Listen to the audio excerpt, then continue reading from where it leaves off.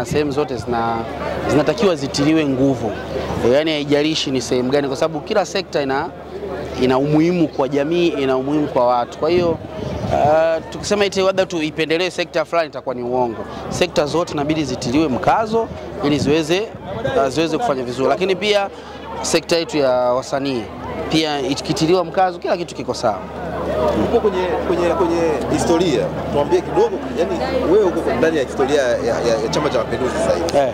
Ongelea kidogo yani furaha yako kuingia kwenye mkutano huu. Mimi nafikiri hii ni mara kama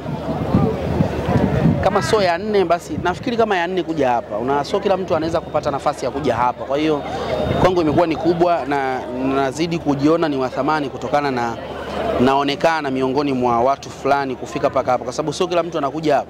Kwa hiyo ni kubwa na inaimarisha na inanitengeneza mimi kama kijana msanii nizidi kupambana, lakini pia kufika katika sehemu kubwa kama hizi za serikali.